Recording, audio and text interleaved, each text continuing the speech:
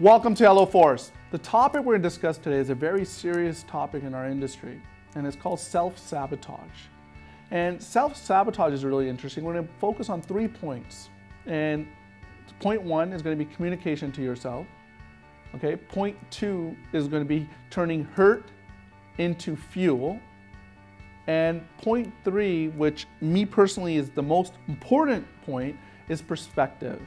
So let's take it from the top. So point 1 is your communication to yourself is everything, no matter what happens. If a deal falls apart, what are you saying to yourself at that moment?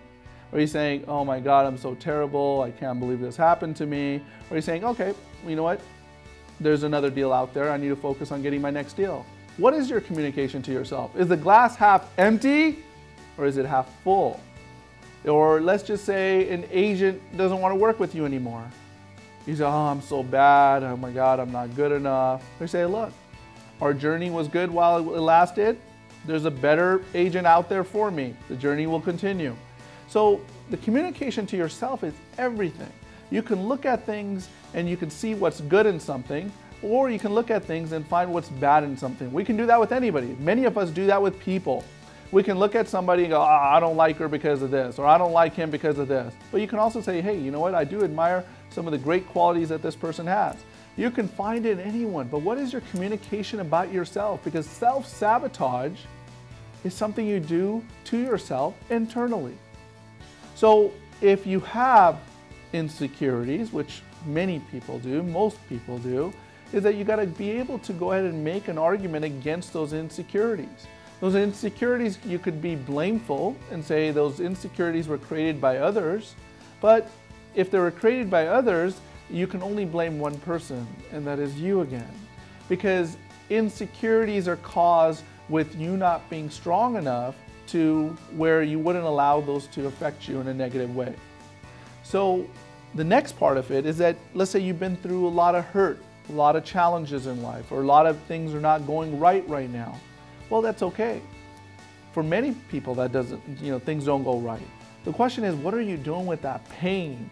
You got to turn that pain into fuel, into energy. Turn that energy into prospecting. Turn that prospecting into results. See the fire that it can continue? Just a simple pain, simple of not being happy, simple thing as someone said you're not good enough. Turn that pain into fuel, and you'll see how it progresses you in your business. Now, you can also take the other alternative. And the other alternative is where you turn that pain into depression and you go the other way. You become sad. You don't feel like doing anything. You stay at home, you're like, okay, I know I need to work, I need to go out, but you never go out. You know, hey, I need to prospect, but it just never happens. The difference was all the communication to yourself. And in this business, there are ups and downs. You know, you're starting out, you're like, oh, I got 2 deals. And by the end of the month, you're like, shoot, I have 0 deals. Appraisal came low in one, the buyer backed down in the other, and you feel down. It beats you up, but it only beats you up if you let it beat you up. So you need to find that fire, that internal fire. So next time you feel that pain, find what you're going to do, find what you're going to do to get you the results that you need to get to. Find how you're going to turn that pain into fuel. And if you can do that, amazing things can happen. And the third point that's very important when you think about self-sabotage is perspective. There's people in this world that are trying to get fresh water to live for the day.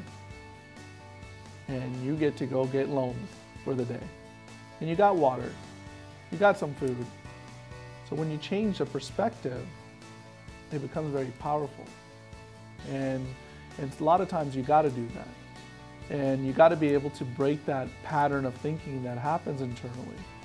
And if you have to use some of the tools for pattern interrupt, which I've talked about before, then you might want to go to use those tools. You know, if you need to have a rubber band on your wrist, anytime you have a negative thought or you're kind of going into that state of mind where it's becoming depressing, pull back the rubber band and snap it. So the brain can focus on the pain on the wrist and you're consciously aware that you need to focus on something else. whatever it takes. There's enough people in this world that wish you don't do well. You don't need to be that person with yourself. So when I've talked about true love, you have to love yourself unconditionally to get yourself to be loved. Have a powerful day.